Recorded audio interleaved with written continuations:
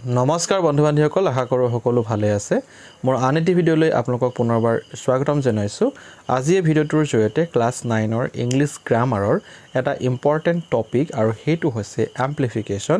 যাক আমি অসমীয়াত ভাৱ সম্প্ৰসাৰণ কৰা বুলি কওঁ উদাহৰণস্বৰূপে যদি আমি কওঁ এটা আমি জতুৱা ঠাঁচ ল'ব পাৰোঁ ধৰি লওক নাচিব নাজানিলে চোতালখন বেকা নাচিব নাজানিলে চোতালখন বেকা এই বাক্যটোক বা এই জতুৱা ঠাঁচটোক যেতিয়া আমি বহলভাৱে লিখিবলৈ যাওঁ তাকে আমি ইংৰাজীত এম্প্লিফিকেশন বুলি কওঁ উদাহৰণস্বৰূপে যদি আমি এই বাক্যটোক যদি অলপ ভালকৈ লিখিবলৈ যাওঁ আমি লিখিব লাগিব এনে ধৰণে যে যিজন ব্যক্তিয়ে নাচিব নাজানে তেওঁ চোতালখনকেই বেকা বুলি কৈ থৈ যায়গে ঠিক একে ধৰণে বাস্তৱ জীৱনতো এনে কিছুমান ব্যক্তি আছে যি ব্যক্তিয়ে কিবা এটা কাম কৰিব নোৱাৰিলে সেই কামক যেতিয়া কৰিব নোৱাৰে তেতিয়া বা বেলেগ এটা কথা কৈ পিনে থৈ দিয়ে যে এই কামটো মই কৰিব পাৰো কিন্তু এই বস্তুটো এনেকি ধৰণে হোৱাৰ কাৰণেহে মই কামটো কৰিব পৰা নাই এনে ধৰণে যেতিয়া আমি বাক্যবোৰক বহলকৈ লিখো তাকেই এম্প্লিফিকেশন বুলি কোৱা হয় এতিয়া কথাটো হ'ল যে অসমীয়া মাধ্যমৰ ছাত্ৰ-ছাত্ৰীসকলে বহুত এনেকুৱা কিছুমান ইংলিছৰ জতুৱা ঠাঁচ আছে যাক আমি প্ৰভাৱ বুলি কওঁ সেই প্ৰভাৱবোৰ সাধাৰণতে নাজানে গতিকে প্ৰথমতে তোমালোকে এটা কাম কৰি লোৱা যে এই প্ৰভাৱবোৰৰ লগত অলপ চিনাকি হৈ লোৱা বা যেটো এম্প্লিফিকেশনৰ যিখিনি সেন্টেন্স আছে সেইবোৰৰ লগত অকমান চিনাকি হৈ লোৱা তাৰ পিছত মই ডিটেইলছকে আপোনালোকক কেনেকৈ লিখিব লাগে হেতু দেখাবলৈ গৈ আছো প্ৰথম দিয়া আছে a thing of beauty is a joy forever তো অসমীয়াত কম আমি সুন্দৰ বস্তু চিৰদিনেই আনন্দদায়ক তাৰ পাছত কৈছে এ বল ফ্ৰম দা ব্লু তাৰমানে বিনা মেঘে বজ্ৰপাত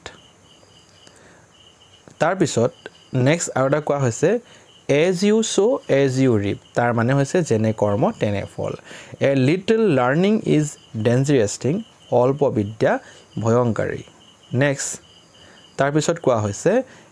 a storm in a teacup সৰু কথাক লৈ ডাঙৰ হৈছৈ কৰা তাৰ পিছত কৈছে যে a tree is known by its fruits তাৰ মানে ফলেই পৰিচয় তাৰ পিছত কোৱা হৈছে 7th যে a guilty mind is always suspicious গেলা বৰালিৰ মানেই গুন্ধায় তাৰ পিছত 8 নম্বৰটোত কোৱা হৈছে যে a bad workman quarrel with his tools গতিকে অলপ আগত মই কৈছিলো নাচিব নাজানিলে চোতালখন বেকা add fuel to fire জ্বলা জুইত ঘিউ ঢলা নেক্সট তাৰ পিছত কোৱা হৈছে all's well that ends well শেষ ভালেই সকলো ভাল all that glitters is not gold তাৰমানে জিলিকা বস্তু মানেই সোণ নহয় তাৰ পিছত কোৱা হৈছে যে a just cause wins in the long run যেনে ধৰ্ম তেনে জয় তাৰ পিছত কোৱা হৈছে বা যেনে কৰ্ম তেনে ফল বুলি আমি ক'ব পাৰো তাৰ পিছত 13 নম্বৰটোত কোৱা হৈছে add insult to an injury মানে কটাঘাত নিমখনা বুলি আমি সাধাৰণতে কৈয়ে থাকো গতিকে হেতুকে ইংলিছত এনেকে ধৰণে কয় 14 নম্বৰটো হৈছে example is better than precept তাৰমানে উপদেশতকৈ আৰ্হি শ্ৰেষ্ঠ বা উপদেশতকৈ আৰ্হি ভাল বুলি আমি সদ্যহতে হেতু বাক্য ব্যৱহাৰ কৰিয়ে থাকো empty vessel sounds much তাৰমানে বিষ নোহোৱা হাপৰ ফুসফুসনি বেছি dig one's own grave নিজৰ ভৰিত কুঠাৰ মৰা 17 নম্বৰটোত লিখা হৈছে যে danger often comes where danger is feared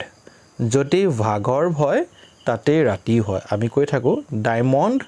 Katz diamond খুলেৰেহে খুল কাঢ়িব পাৰি এটো কয়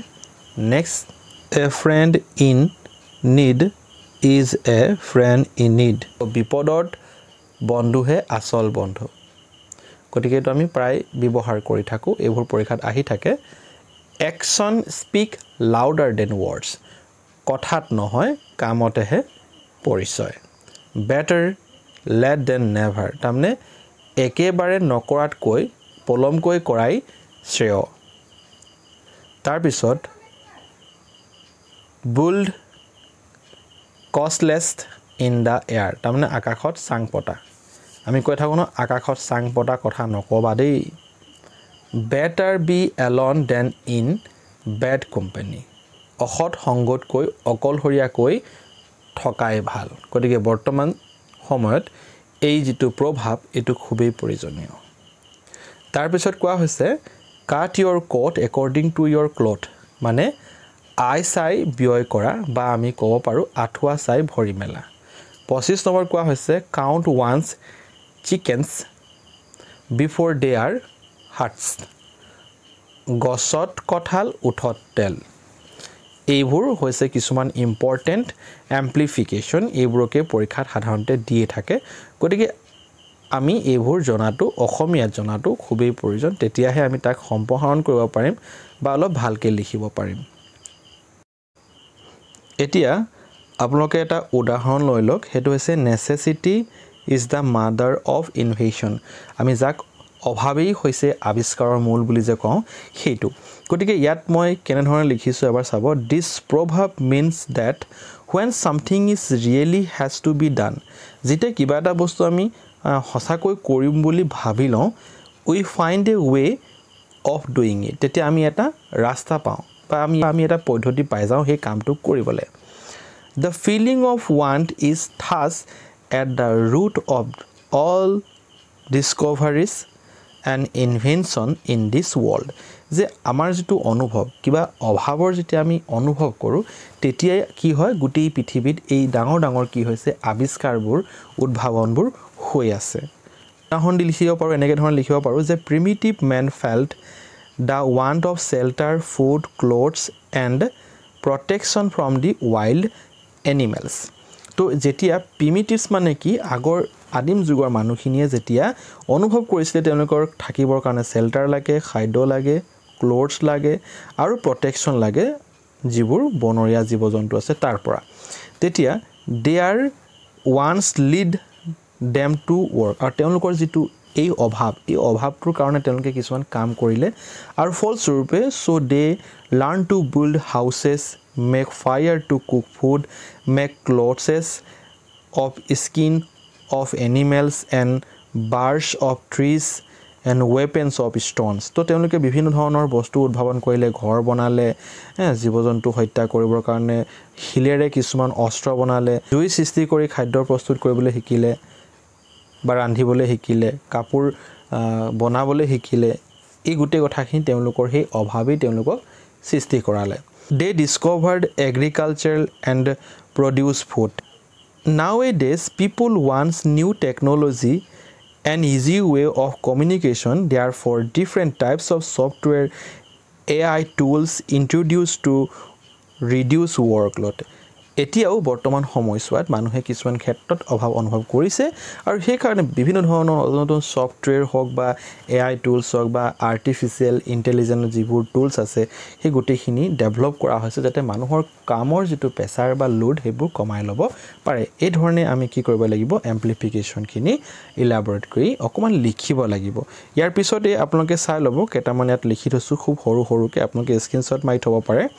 তো ইয়াত লিখা আছে where there is a will there is a way খুব আহি থাকে পৰীক্ষাত গতিকে খুব ছুটিকে লিখি থোৱা আছে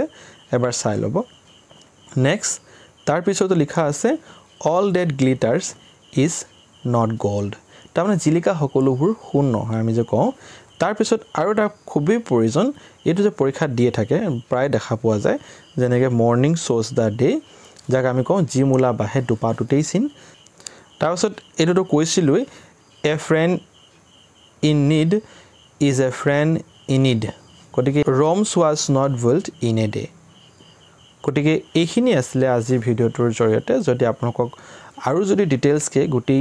এমপ্লিফিকেশনৰ ভিডিও লাগে তেতিয়াহলে মোক কমেন্ট বক্সত জনাই দিব তেতিয়া মই চেষ্টা কৰিম আপোনাক এমপ্লিফিকেশনৰ গুটি ডিটেইলছৰ মানে আপোনাক এক্সপ্লেইন কৰিবৰ কাৰণে চেষ্টা কৰিম গতিকে আজি ভিডিওটো অকমান দীঘল হৈ গৈছে হে গতিকে মই ইমানতে সামৰণি মাৰিব লাগিব যদি পৰৱৰ্তী পৰ্যায়ত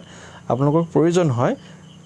দীঘলকে লিখি দি তাক যদি এক্সপ্লেইন কৰাৰ যদি দৰকাৰ আছে তেতিয়াহলে মোক কমেন্ট বক্সত জনাই দিব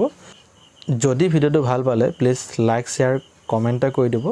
আৰু বন্ধু বান্ধৱীসকলক শেয়াৰ কৰিবলৈ নাপাহৰিব যদি নতুনকৈ মোৰ চেনেলত আহিছে তেতিয়া প্লিজ সাবস্ক্ৰাইব কৰি দিব আৰু ভিডিওটো সম্পূৰ্ণভাৱে অশেষ ধন্যবাদ থ্যাংক ইউ ফৰ ওয়াচিং